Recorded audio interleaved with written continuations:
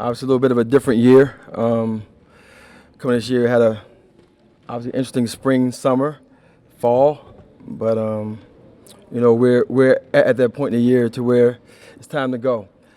So we're in a good place. We feel good about where we are. We've been working really hard, and the girls came back in solid shape. We're still working some things out on the court, trying to make sure that we stay in game shape, get in game shape, and get ready to play on November the 5th. Just very excited about the season. Very excited about our team. We have a lot of new players, obviously, and as you all know, and we're very deep at positions, and we're going to be able to play fast and play our way. So just overall, just really excited and ready to go. It's one of those deals where when you get to this part of October, then you start heading towards November, you understand that this thing is for real, and just ready to really get after it. We've had a preseason of just solid play, getting in the weight room, getting in shape, getting stronger, getting ready to play at our pace, and we've done that. We've gotten up and down the court and practice, and it's been solid. So we just, I don't know, it's the same thing every year, right? I'm ready to say. We're going to try to go undefeated and win a national championship. That's our goal. That's our goal every year is to win a national championship and be able to compete for one. We have a lot of talent. We have a deep roster, so we're excited for the season. What were the emotions today? I tweeted out the picture. The team was at the final treatment. Obviously, that's a big part of the season too. For not being here. What were the emotions today, just getting her chemo done? Very, very emotional. I mean, obviously, when you at this point where Tiana's had her last treatment today. It's just it's a very emotional day for our team, obviously for Tiana, but it's also a moment of where we feel like we kind of turned the corner with her, and she's in great spirits, but she did great, and to have 8 treatments of what she's gone through and the length of time that she had to really endure this has been tremendous. And she's a very strong lady, and we're just happy for her. And she will be at the sidelines helping out assistant coach, or she will be at every game. Well, much as possible, yeah. Much as she fell up to it, she'll definitely be around. So we're just excited just to have her around, and she's been around. So it's not like we've been missing her. She's been around. She's been at our team functions. She's been coming to practices when she's felt up to it, and which has been most days. She's been great. So we're definitely excited for her and excited to have her around. The truth remains, though, that it's always better to have one of the best point guards in the country on your team versus not playing. So that is a loss on the basketball court, not having her.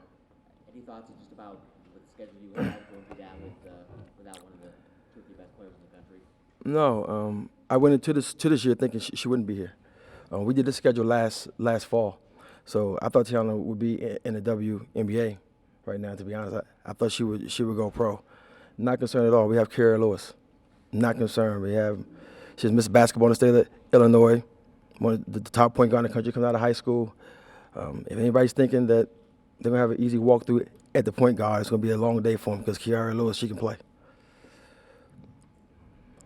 Coach, I know you learn things in wins and losses. What did you take the most from that loss last year to South Dakota State at the Dome, and how do you feel like this team has responded in the offseason? Well, obviously it's a very disappointing loss. You're at home and you worked all year to secure home court, and to hosting a tournament and to lose the second round is very disappointing. It's a hard loss. I'm not gonna act like it wasn't.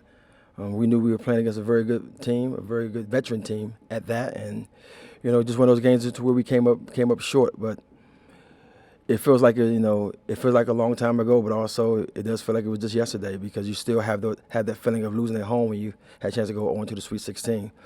So we're excited to move forward from that and to get into our season and to win some games. I did get a chance to ask you about the schedule with the ACC. Notre Dame and Louisville twice. I know that made you very happy because you play the number 1 team every week if you could. But you factor in your non-conference games. Against thoughts about just the tough schedule you played since you've been here, and how do you tell the girls about approaching it? Well, it's right up there. I mean, I think a couple of years ago, I think last year our RPI was, and so the schedule was really high the last couple of years. So we didn't. I mean, we understand where we are. We're in the best basketball conference in the country, and we schedule tough on purpose. I mean, we can schedule who we play in our non-conference, and we choose to play tough teams. So we welcome the challenge of playing Louisville in Notre Dame twice, and it's going to be a very exciting season for us. And we don't want to have any false sense of reality. Our first game was against Ohio. They were 30-6 last year, I believe they were, and a very good basketball team. So we could have, picked a softer opponent, and we chose to make sure that we scheduled someone tough our first game out. So we don't want to have any false senses of reality. We want to get after right away, and that's how we schedule.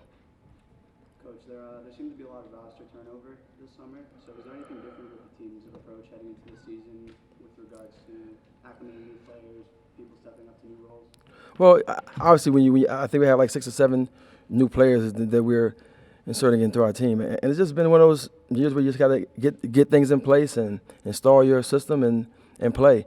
And we're very athletic. We're going to be very quick. I really believe that this is going to be the fastest that we've ever played. We have a very quick, athletic team, and you're going to see more pressure. You're going to see us playing faster. You're going to see us pressing in more situations. So we're right where we need to be as far as talent, as far as athleticism, and depth at position. So I'm very excited about our team, and so we look forward to really getting on the court, on November 5th, playing against Ohio, and playing the way we play. What do you say this could be your fastest team that's catches dry a little bit because every year that's been your calling card.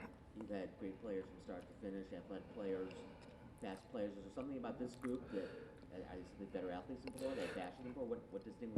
Well, I just think that at every position we are very deep and we're very quick at every position. We've had some lineups to where we just went big and weren't as quick, but now we don't have that anymore. We have a lot of athletes on this team, players that can run the floor, that can press, that can guard the ball in space, and they can score in space. So I think this is, like I said, this is going to be probably our most athletic and fastest and quickest team that I've coached here.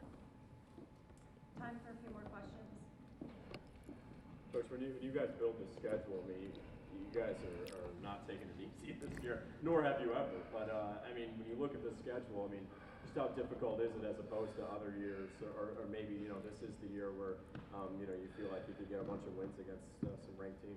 Oh, it's right up there. I mean, this is probably our toughest schedule that we've had since I've been here, and we didn't duck anybody. We didn't duck it. We could, like I said, we choose our non-league opponents, and we got into these tournaments and we're playing these teams because we want to have great competition in our non-league, and we want to get ready for the toughest conference in the country. So we're very excited, and we scheduled this way on purpose. We're going to see what we're about right away, and that's what it's really about, just trying to win as many games as you can against the best teams in the country to be able to have a high seed in the NCAA tournament. One more question? No more questions. Coach, you talked about Kiara coming into that starting point guard role. What will people see from her now with more time on the court, and what are your expectations for her? Well, she played a lot of minutes last year as well, and my expectations is just what it is. Kiki's a very good player, and it's funny, going into this year, we were had some situations to where, we started season top 10 in the country, then you look at the rankings and you're out. They must not understand. I mean, Kiki can play, so I went into the season, like I said, recruited and planned on kind of not being here, being in WNBA. So when people do that, it's good with me, because they're going to find out very soon that we have a very good basketball team, and she's a very good player. I know I sound very confident because I am, because she can play. And, it's going to be a lot of people going to have these wrong rankings out and these wrong I don't know what to tell you. It's November 5th where we start playing, and you're going to see what kind of player she is and what kind of team we have, and we're ready to go. And it's motivation. It is. I'm really trying to keep this thing in a medium right now, to be really honest with you, because I find it a tad bit. I got you. I'm gonna keep on going for you, because I find it a bit insulting when teams, when writers write things and saying that we're not going to be a good basketball team and drop you down 15, 16 spots because you lose a player off your roster. And again, we're ready to go. We're going to be in a hostile state, because I'm ready to play. I'm sure they're ready to play, and we're really tired of hearing the comments of where we are and how far we've fallen, and we haven't fallen much, y'all. We're ready to go and ready to play, and you're going to see a very aggressive basketball team.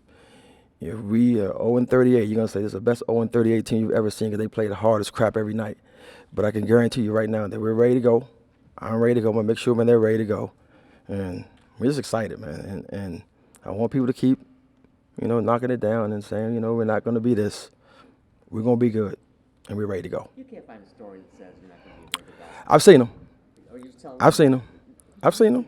You've seen stories that say Yeah, you're gonna be a good yeah, golfer.